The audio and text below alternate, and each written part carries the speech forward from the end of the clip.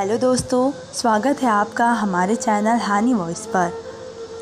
Lady doctor के clinic में अलीशा मुझे लेकर गए थे। वे एक गायनाकोलॉजिस्ट थी। जिस काम के लिए वे मुझे वहां लेकर गए थे, मेरा दिल ज़ोर ज़ोर से धड़क रहा था। ऊपर से मेरे पति अली शाह की घूरी भी मुझ पर तेज हो रही थी। मैं समझ ही नहीं पा रही थी कि मैं क्या करूं और क्या ना करूं। काश कि मैं शादी ही ना कर पाती। पता नहीं ये शादी करनी क्यों इतनी ज़रूरी होती है। मैं तो अज़ाब में फंस चुकी थी। आधे घंटे के इंतज़ार के बाद मेरी बारी आई थी।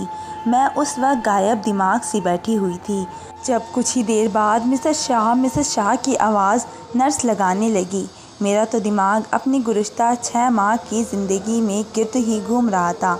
तीसरी बार जब उसने अनाउंस किया तो मर्दों की कुर्सियाँ से उठकर मैं अली शाह के पास आया। मेरा हाथ पकड़कर झनक दिया। कहने लगा, बहरी हो गई हो तुम? कब से वे तुम्हें कॉल कर रही है, तुम जा क्यों नहीं रही हो? मैं बुरी तरह से चौंकी थी। मैंने कहा, अच्छा आ गई मेरी बारी? कहने लगा, हाँ आ गई, चलो जाओ। मैं फ़ौरन से खड़ी हो गई। इससे पहले कि मैं डॉक्टर के कमरे में जाती, अली ने मुझे अपने पास बुला लिया और मेरे कान में सरगोश करने लगा। देखो, सारी बात लेडी डॉक्टर को बताना, कुछ भी छुपाने की ज़रूरत नहीं है और इस मसले का जल्द ही हल निकलेगा, समझी ना? बड़ा सख्त लहजा था उसका। मैंने बहुत ही मुश्किल से ही अपना थूक निकला और ख़ुद ही अंदर जाने के लिए तैयार किया। जैसे ही डॉक्टर के कमरे के पास पहुंची, नर्स मुझे बुरी तरह से घूर रही थी। कहने लगी, कितनी आवाज़ें दी हैं मैंने आपको, सुनाई नहीं देता क्या? जल्दी जाए, डॉक्टर के पास इतना टाइम नहीं होता कि वे मरीज़ों का इंतज़ार कर सके। मैं जल्दी से कमरे के सामने एक उधेड़ उम्र लेडी गले में स्टेप थोक लगाए बैठी थी। मैं उसके सामने कुर्सी पर जाकर बैठ गई। कहने लगी, जी बीबी, क्या नाम है आपका? मैंने कहा, मेरा नाम लाइबा शाह है। तो कहने लगी, जी कहिए, क्या मसला है? मैंने कहा, वे एक्चुअली मेरी अभी शादी हुई है। कहने लगी, तो फिर मैंने कहा, एक्चुअली मुझे डर लगता है। मैं समझ ही नहीं पा रही थी कि लफ्ज़ों को तरतीब कैसे देना है। अपनी बात समझाऊँ तो कैसे समझाऊँ और कहूँ तो क्या कहूँ। अब मैं बार बार अपना गला साफ़ करने लगी। मुझे लगा जैसे मेरे गले में बहुत सारी गिरह पड़ गई हो। बात मेरी ज़ुबान पर ही नहीं आ रही थी। दिमाग में तरतीब दिए हुए सारे गुण मूंड हो गए चुके थे। कहने लगी, बेबी जल्दी बताओ, क्या मसला है? पीछे और भी मरीज़ औरतों की लाइनें लगी हुई है। मैंने कहा, मुझे अपने पति के पास जाने से डर लगता है। मैंने ये बात विनम्र से कहते हुए कही थी। कहने लगी, मैं समझ ही नहीं। मैंने कहा, मुझे पति के करीब आने से भी डर लगता है। कहने लगी, कितने दिन हो गए हैं आपकी शादी को? मैंने कहा, 6 महीने। ये सुनकर डॉक्टर का पता नहीं क्या हुआ, पैन रुका था और मुझे आके फाड़े देखने लगी। कहने लगी, होता क्या है तुम्हारे साथ? क्या तकलीफ़ होती है? पहले मैंने नहीं में सिर हिलाया, फिर मैंने इस बात में सिर हिलाया। उसके बाद जो वे मुझसे सवालात पूछने लगी, मैं गुमसुम उसे देखने लगी। उसने मुझे चंद मेडिसिन लिख कर दे दी, लेकिन मुझे ऐसी ऐसी बातें भी कही जो कि सुनकर मेरा दिल और ज़्यादा खौफ से हिलने लगा। अभी तो मेरा पति बाहर बैठा हुआ डॉक्टर के जवाब का इंतज़ार कर रहा था। मैं बाहर आई तो पहले हाथ के इशारे से ही मुझे पूछने लगा कि डॉक्टर ने क्या कहा। मैंने नज़र ही बदल ली। मेरे हाथों में उस वक्त नमी उतरी हुई थी। दिल बड़ी ज़ोर ज़ोर से धड़क के जा रहा था। वे मेरे पास आया और कहने लगा, क्या कहा है डॉक्टर ने? डॉक्टर की लिखी हुई पर्ची मैंने उसके हाथ पर रख दी। मैंने कहा, ये मेडिसिन ले आना, मेडिसिन खाने से तुम नॉर्मल हो जाओगी। बड़ी बेबसी से उसने मुझसे पूछा था। उसने कहा, ठीक है, जाओ, जाकर गाड़ी में बैठो, मैं मेडिसिन लेकर आता हूँ। मैं हॉस्पिटल से निकलकर बाहर गाड़ी में जाकर बैठ गई। कुछ देर बाद मेडिसिन लेकर आई। अली भी गाड़ी में आकर बैठ गया। हमारी शादी को 6 महीने हो चुके थे, लेकिन मुझे अपने पति के करीब आने से भी बहुत डर लगता था। शायद इसकी वजह ये थी कि मेरी शादी कम उम्र में हुई थी और दूसरा ये कि मैं अपने घर में बहुत ही छोटी थी। मुझसे छोटी बस एक ही बहन थी लेकिन मुझ में लाउबानपन और बचपना बहुत ही ज़्यादा था, इसलिए मेरा ध्यान इन सब चीज़ों में लगता ही नहीं था। अपने बड़ों की निस्बत छोटे के साथ खेलने को करता था और शादी की बातों के मुतालिक मेरा कोई भी दिमाग नहीं था। लेकिन ऐसे हंसते खेलते कब मैं बड़ी हुई, कब तालीम का सिलसिला शुरू हुआ, कब मेरा रिश्ता आया, पता ही नहीं चला। अली से मेरा रिश्ता भी तय हो गया। मैं बहुत ही लाडो प्यार से किस्म की थी। मेरे दिमाग में शादी का मुताबिक बस इतना ही था कि अच्छे से फैंसी जोड़े पहनने पड़ेंगे, मेहमान दावत करेंगे और मुझे कोई भी काम नहीं करना पड़ेगा। मेरे नाज नखरे उठाए जाएंगे। बस इससे आगे मुझे कुछ मालूम नहीं था, क्योंकि मैंने कभी इन बातों में दिलचस्पी ही नहीं ली थी। शादी की रात मेरी बहन ने बस मुझे इतना ही कहा था कि तुम्हारा पति तुम्हें कुछ भी कहे तो तुम उसे इनकार मत करना। मैंने कहा ठीक है, मुझे क्या ज़रूरत पड़ी है कि मैं उसे इनकार करती हूँ। और रुखसती से पहले मैंने अपने भतीजे के सर पर 2 थप्पड़ लगाकर मैंने उसकी जेब से सारी टॉफ़ियाँ और चॉकलेट निकाल के अपने पर्स में रख ली थी। मैंने कहा तुम्हें पैसे इसलिए नहीं दिए थे कि सारी चीज़ें तुम अपनी जेब में ठूस कर भाग जाओ। ये मत समझना कि मेरी शादी हो गई है तो शादी की रात मैं तुम्हें कुछ कह नहीं सकती।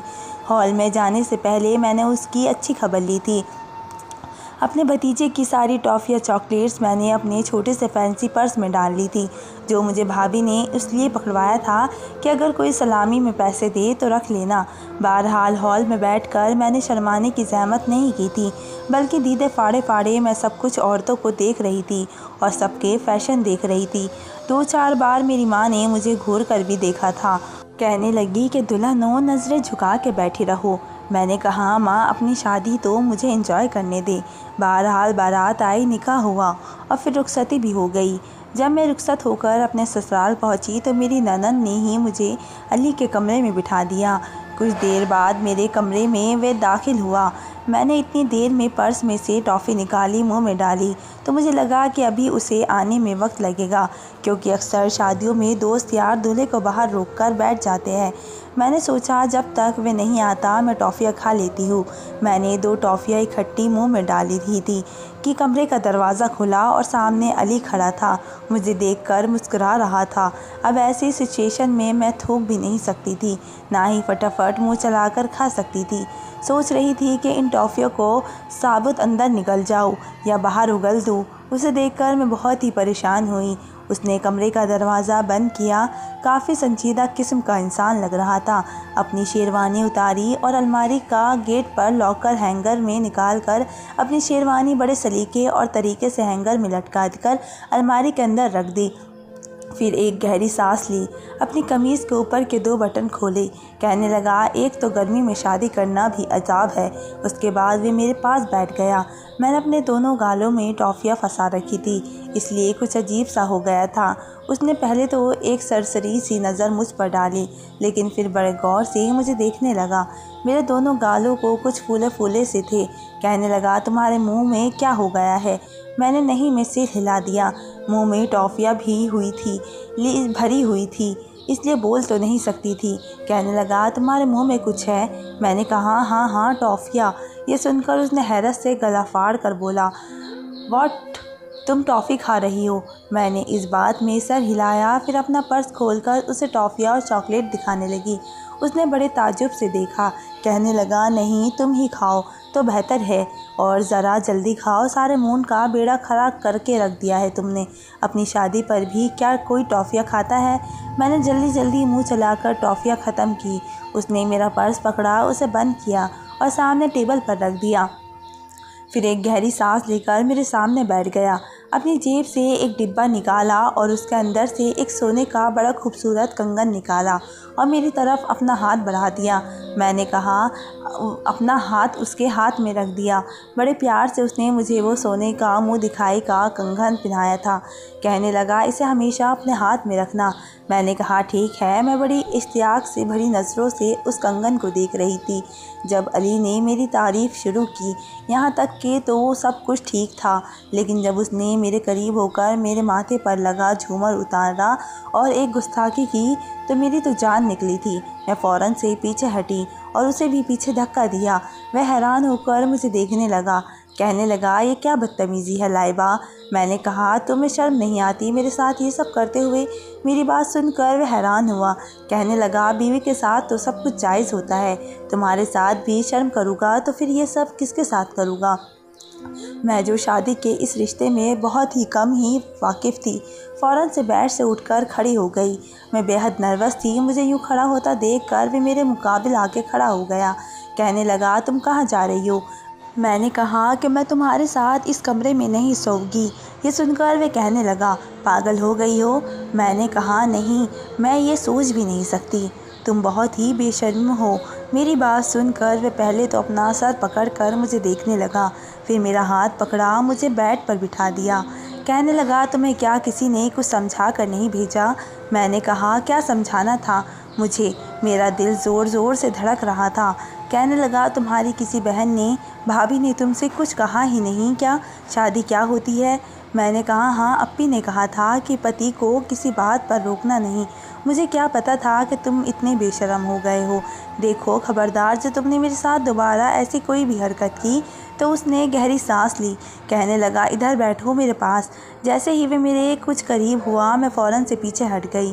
मैंने कहा कि फ़ासला रख कर बैठो तो बात सुनोगी, वरना कमरे से बाहर जाकर सबको बता दोगी कि तुमने मेरे साथ क्या किया है। ये सुनकर तो उसकी हवाइयाँ उड़ी थी। कहने लगा, अच्छा नहीं, तुम्हारे पास लेकर देखो, मेरी बात सुनो। फिर कहने लगा, निकाह करने का मकसद यही होता है कि बीवी अपने पति को उसके किसी अमल से रोक नहीं सकती। मैंने कहा, पति चाहे जो मर्ज़ी बेशर्मी करता रहे। नहीं भाई, मैं तो तुम्हें ज़रूर रोकूंगी, मुझे बहुत ही डर लग रहा है। कहने लगा, ठीक है, मैं तुम्हें आज रात कुछ नहीं कहता, लेकिन प्लीज़ कल अपनी आपी से पूछ लेना कि शादी क्या होती है। अब रोज़ रोज़ मैं सब्र का इम्तिहान तो नहीं दूंगा। मैं तो उसकी बात ही समझ नहीं पा रही थी। बहरहाल मैंने अपनी ज्वेलरी खुद उतारी, अपना लिबास बदला और जब सोने के लिए आई तो वह बेड पर ही लेटा हुआ था।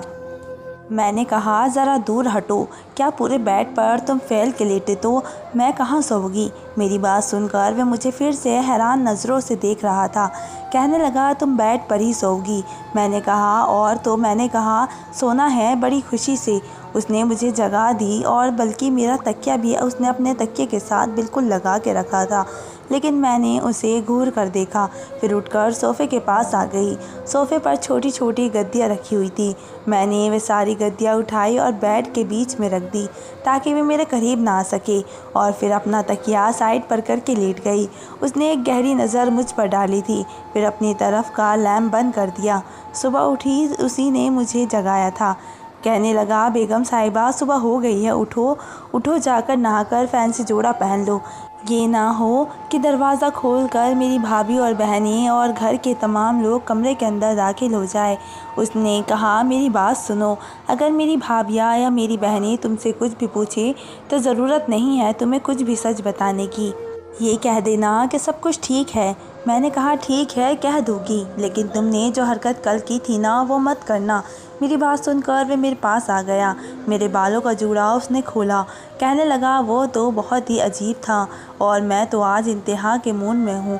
आज कोई ड्रामा नहीं देखूँगा तुम्हारा, समझी? ये कहकर वो वॉशरूम चला गया और मैं अंदर ही अंदर खौफ खाने लगी। रात को वलीमा था, इसलिए मुझसे ज़्यादा किसी ने भी सवाल जवाब नहीं किए थे। वलीमे पर जब हॉल में अली मेरे बराबर में बैठा था तो कैमरामैन ने उसे मुझसे और भी करीब होने के लिए कहा रहा था। जैसे ही उसने अपना हाथ फैलाकर मुझे अपने पहलू में ले लिया, मेरा दिल मुट्ठी में आया था। फिर मेरे कान के पास आकर कहने लगा, रात को भाभी तुम्हारे कमरे में आएगी तुम्हें कुछ अकल देने के लिए, इसलिए उनकी बातें अच्छी तरह जहन में बिठा लेना। पता नहीं क्यों उसकी बेताब नज़रें बेबाब अंदाज देखकर मुझे खतरे की घंटियां सुनाई दे रही थी। वलीमे की रात जब मैं कमरे में थी तो कुछ ही देर के बाद अली शाह की भाभी कमरे में आई, मेरे पास आकर बैठ गई। मैं बेहद नर्वस थी। कहने लगी, लाइबा, क्या बात है? तुमने कल रात अली को ठीक से डील नहीं किया। मैंने कहा, मैंने उसे कुछ नहीं कहा। वे कहने लगी, तो फिर वे मुझसे ये क्यों कह रहा है कि अपनी देवरानी को कुछ अकल दे दो, उसे कुछ भी पता नहीं है। मैंने कहा, झूठ बोल रहा होगा आपसे। वे कहने लगी, ये तो बहुत ही बुरी बात है। मैंने कहा, आपसे मजाक किया होगा, मैं नहीं चाहती कि वे मुझे गलत समझे। उसकी भाभी कहने लगी, कोई प्रॉब्लम हो तो मुझसे डिस्कस कर लेना। मैंने कहा, जी ठीक है। कुछ देर बाद वे मेरे पास बैठकर कमरे से बाहर निकल गई। कुछ देर के बाद अली कमरे में दाखिल हुआ, कमरा बंद किया, अपना आरामदायक लिबास पहना, खुद परफ्यूम पर स्प्रे किया। चेहरे पर बड़ी ही दिल फरेब मुस्कुराहट सजा कर बेड पर मेरे पास बैठ गया। कहने लगा, भाभी की बातें कुछ समझ आई तुम्हें? मैंने इस बात पर सिर हिला दिया और कहने लगा, गुड। मैं खुद को अंदर ही अंदर बहुत ही समझाने की कोशिश कर रही थी कि आज उसे किसी बात पर रोकूंगी नहीं। आखिर जिसकी भी शादी हो ये सब उसके साथ होता ही होगा। बहुत ही समझा रही थी खुद को, लेकिन दिल था कि किसी बेगाम घोड़े की मंदिर दौड़ रहा था। हाथों में तरी उतरने लगी, घबराहट सी होने लगी। वह जैसे ही मेरे करीब आया मैंने फिर से उसे खुद से पीछे कर दिया। इस बार वह मुझे गुस्से से देखने लगा। इससे पहले कि कुछ कहता मैंने रोना शुरू कर दिया। मुझे यूँ रोता देखकर उसने अपना सर पकड़ा था। कहने लगा, यार लाइबा, खुदा के लिए पहले तो ये रोना बंद करो। मैंने कहा, पहले तुम वादा करो कि मुझे कुछ नहीं कहोगे और ना ही मेरे पास आओगे। वे कहने लगा, इस बात से क्या मतलब है यार तुम्हारा लाइबा? क्यों नहीं आओगा पास? शादी किस लिए की है मैंने तुमसे? फिर मुझे कुछ देर गुस्से से देखता रहा। मैं रोई जा रही थी। कहने लगा, अच्छा बताओ किस बात की टेंशन है तुम्हें? मैंने कहा, मुझे पता नहीं क्यों डर लग रहा है। वे कहने लगा, कुछ नहीं है। और तुम यूँ अब डरना बंद करो, रोना बंद करो। सारा मेकअप रोने से ख़राब हो चुका है। बड़ी मुश्किल से मैं चुप हुई। कहने लगा, जाओ मुंह हाथ धोकर चेंज करके आओ। मैं कपड़े तब्दील करके आ गई। उसने मुझे अपने पास बिठाया। फिर उसने बड़े प्यार से मुझे समझाना शुरू किया। कहने लगा कि निकाह के हिसाब से कबूल का मकसद यही होता है कि मियाँ बीवी एक दूसरे के लिए बिल्कुल हलाल और जायज़ है। कहने लगा कि लाइट जलती रहने दूँ या बंद कर दूँ? मैंने कहा, बंद कर दो। उसने लाइट बंद की। मैंने खुलकर सांस लिया। चलो ये बात ख़त्म हुई। मैं सोने के लिए बेड पर लेट गई। कुछ ही देर बाद मुझे अपने आप किसी के हिसार में महसूस होने लगा। मैं अगला सांस लेना भूल गई, लेकिन चुप रही। मगर जब उस शख्स की गुस्ताखियाँ बढ़ने लगी तो मैंने चिल्लाना शुरू कर दिया। एकदम से उसने मेरे मुंह पर हाथ रखा था। कहने लगा, पागल हो गई हो? आवाज़ बाहर जाएगी। क्यों सबके सामने मेरा मजाक उड़वाना चाहती हो?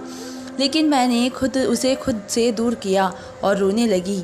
बहरहाल नतीजा ये निकला कि गुस्से से अली सोफ़े पर जाकर लेट गया। कुछ दिन ना तो उसने मुझसे बात की और ना ही मेरे पास आया। मैंने शुक्र किया कि अच्छा हुआ बला टली, लेकिन जैसे ही शादी पर आने वाले मेहमान अपने घरों को सुधारे गए, वे मुझसे बार बार इसी बात का एहसास करने लगे। मैं रोना धोना मचा देती। वे कभी मुझ पर गुस्सा करता तो कभी नाराज़ हो जाता, कभी मुझे समझाने लगता। अब ये भी नहीं था कि मैं कोशिश नहीं करती थी, बहुत ही कोशिश करती थी कि मैं ये रिश्ता निभा सकूं, लेकिन मेरे इख्तियार में नहीं था। जैसे ही शाम के अंधेरे गहरे होने लगते, मेरे दिल की रफ्तार बढ़ने लगती कि अब कुछ ही देर में अली अपने ऑफिस से वापस आ जाएंगे। फिर सब मिलकर खाना खाएंगे और उसके बाद कुछ ही देर तक सब अपने कमरों में चले जाएंगे और अली भी कमरे में आ जाएंगे। ये सोच मेरे अंदर ही अंदर जान निकालती रहती थी। और आज तो वे ऑफिस जाने से पहले मुझे लास्ट वार्निंग देकर गए थे। कहने लगे, लाइबा, अगर आज तुम बेहोश भी हो गई तब बेहोश में आने के बाद मैं तुमसे अपना हक वसूल ज़रूर करूँगा। मैं बेहद परेशान थी। मेरी जिठानी कहने लगी, लाइबा, तुम ऐसा करो, तुम रोटी बना लो। मैं रोटियां बनाने लगी, लेकिन ध्यान उसी तरफ था कि अली आज बहुत ही गुस्से में थे। मेरा आंसू आज उस पर असर नहीं करेंगे। मेरी जान निकली जा रही थी। सब लोग अपने अपने कामों में से लौट आए। अली अभी भी गुस्से में थे। खाना भी उसने ठीक से नहीं खाया था। जल्दी से खाया और कमरे में भी चल दिए और मैं जानबूझकर अपनी जिठानी के पास बैठी इधर उधर की बातें करती रही ताकि वक्त गुजर जाए और जब मैं कमरे में जाऊं तो अली सो चुके हो। रात के 1 बजे तक मैं कमरे में नहीं गई। सब अपने अपने कमरों में जाकर सो गए, लेकिन मैं सहन में टहल रही थी। 1 बजे जब मैं कमरे में गई तो लाइट ऑफ थी। अली सो चुके थे। मैंने शुक्र किया और बेड की दूसरी तरफ जाकर लेट गई। जैसे ही मैंने आंखें बंद की, अली के सांसों की गर्माहट महसूस करके मेरी आंखें खुली। मैं बोली, वे मेरे बेहद ही करीब थे। मुझे और पता कुछ भी नहीं सूझी। मैंने कहा, अली, मेरे पेट पे बहुत ही दर्द हो रहा है, पता नहीं क्यों। तो कहने लगा, अभी तुम्हारे सर में भी दर्द होगा। और उसके बाद न जाने और क्या क्या होगा। लाइबा, आज मैं तुम्हारी एक नहीं सुनूंगा। इससे पहले कि मैं चिल्लाने की कोशिश करती, उसने मेरे मुंह पर हाथ रख दिया। हाथ इस कदर ज़ोर से रखा कि मैं सांस भी नहीं ले पा रही थी। मैंने बहुत ही चाहा कि मेरा मुंह उसके हाथ से आज़ाद हो जाए, लेकिन नहीं हुआ। नतीजा ये निकला कि मैं बेहोश हो गई। ठंडे पानी की छींटे से मुझे होश में आई थी। मैंने आंखें खोलकर देखा तो अली बेहद ही परेशान और बदहवास सा मेरे पास बैठा मुझ पर ठंडे पानी की छींटे मार रहा था। मुझे होश में देखकर कहने लगा, तुम्हारा कुछ नहीं हो सकता। पता नहीं तुम मुझे परेशान करने के लिए मेरी ज़िंदगी में आई हो। मैंने कहा, मैं खुद भी तंग आ चुकी हूँ। ऐसा करो, मुझे किसी डॉक्टर के पास ले जाओ। वे कहने लगा, मुझे भी यही लग रहा है। शायद तुम्हें किसी डॉक्टर के पास जाने की ज़रूरत है और उसे समझाने से ही तुम्हें अकल आ जाए। पहले एक डॉक्टर, फिर दूसरी और ये अब तीसरी वे मुझे मेडिसिन लिखकर दे देती। मैं खाती रहती। 6 महीने में उम्मीद करती रही, लेकिन मेरा खौफ रत्ती बराबर भी कम नहीं हुआ था। लेकिन उसके बाद मैंने देखा कि अली मुझसे दूर रहने लगे। अब मेरे पास आने की भी कोशिश नहीं करते थे और मुझसे बात भी नहीं करते थे। मुझे देखकर चेहरे पर बल डाल लेते थे। एक बार उनके फ़ोन पर घंटी बज रही थी। मैंने फ़ोन की तरफ देखा तो एक लड़की का नाम था। जैसे ही मैंने फ़ोन उठाने लगी तो वे तेज़ी से फ़ोन के पास आए और फ़ोन उठा लिया और फिर फ़ोन पर बात करते हुए कमरे से बाहर निकल गए। ये देखकर मेरे कुछ होश उड़े थे। जो भी था, जैसा भी था, 6 महीने हो गए थे हमारी शादी को। बेशक हमारे बीच कोई कायम रिश्ता नहीं हो पाया था और वे मेरे डर से ही और खौफ की वजह से था। मुझे लगता था कि वे मेरे पास आएगा तो मैं मर जाऊँगी। शायद मुझे कोई फेबिया की बीमारी लग गई थी। मैं बेहद परेशान थी अपने इस मर्ज़ का। मेरे पास कोई इलाज ना था और मेरे इस मर्ज़ से मेरा पति मुझसे दूर होने लगा था। अली को मेरी कोई परवाह नहीं होती थी, मेरी तरफ देखता तक नहीं था। मैं तो मज़ीद परेशानी में मुब्तला हो चुकी थी। अब वे देर रात तक कमरे में नहीं आते थे। सहन में हंस हंस कर न जाने किससे बातें करते थे। यकीनन कोई लड़की ही हो सकती थी। मेरे घर में मेरा हाथों बर्बाद हो रहा था, लेकिन मेरा खौफ कम होने का नाम नहीं ले रहा था। अभी भी मुझे ये लगने लगा था कि शायद मेरे खौफ की वजह से अली मुझे छोड़ देंगे, मुझे नहीं अपनाएंगे। मर्द का क्या है, उसे तो फिर से खूबसूरत और कुंवारी लड़की मिल जाएगी। लेकिन मसला तो औरत के साथ होता है। जब 1 महीने ऐसे ही गुजर गया और अली की वह रूटीन रही तो मेरा सब्र भी जवाब दे गया।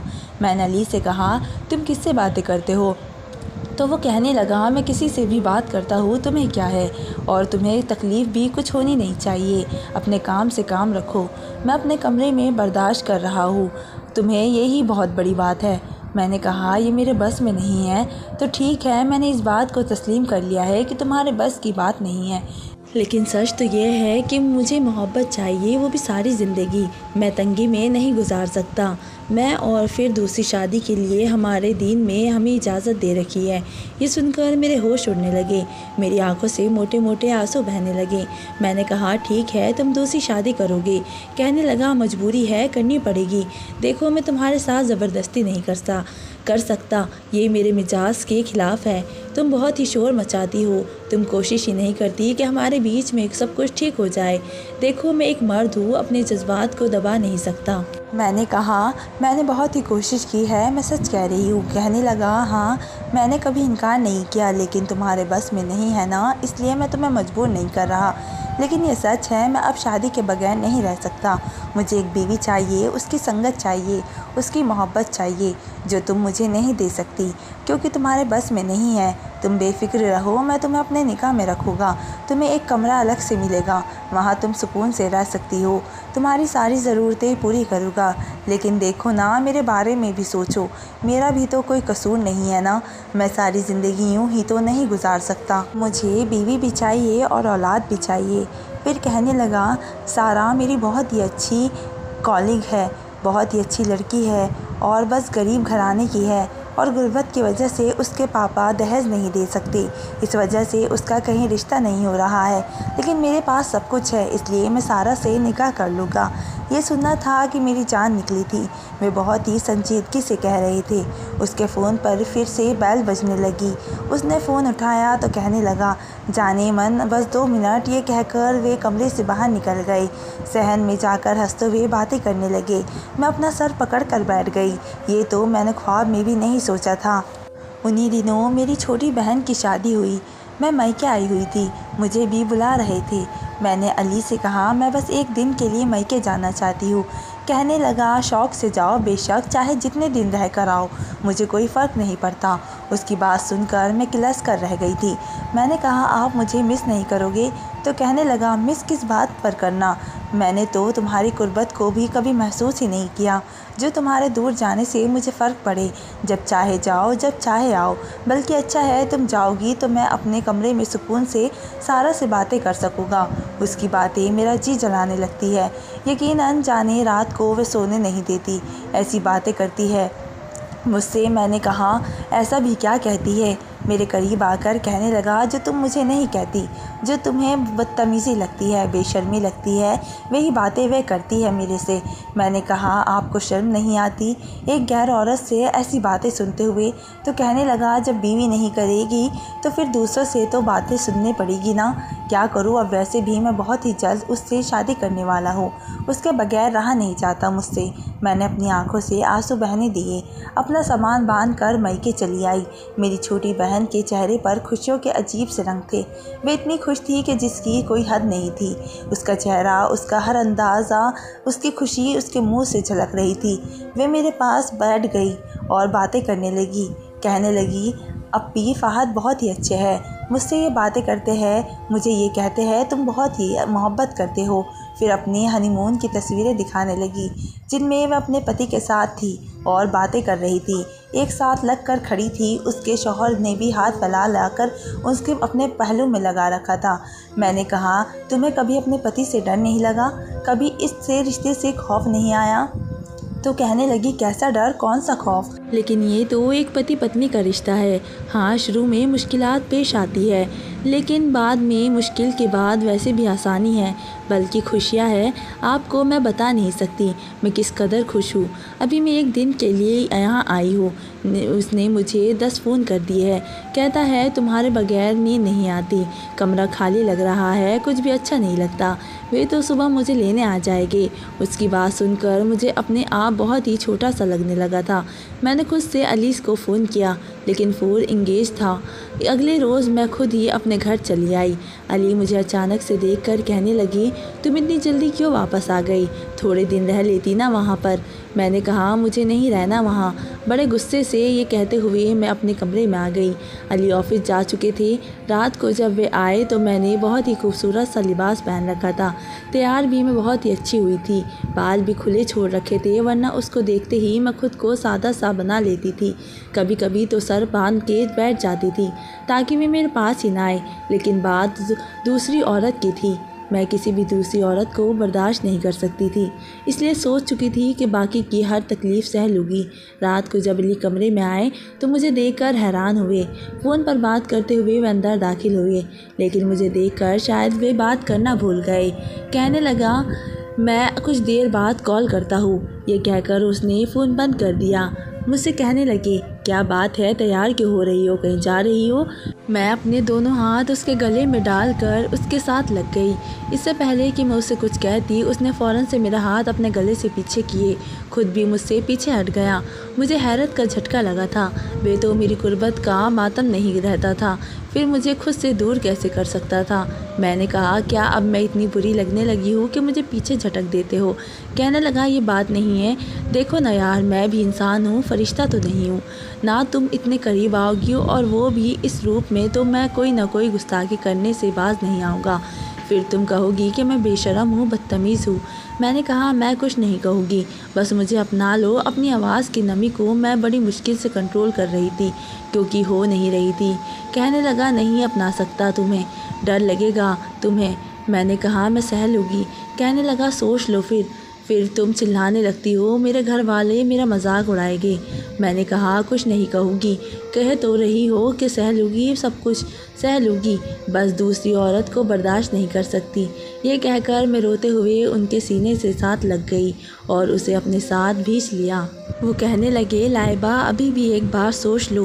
मैंने कहा, आज के बाद आप सारा से बात नहीं करेंगे? तो कहने लगा, सारा वाली बातें तुम करना शुरू कर दो, मैं उससे बात करना ही छोड़ दूँगा।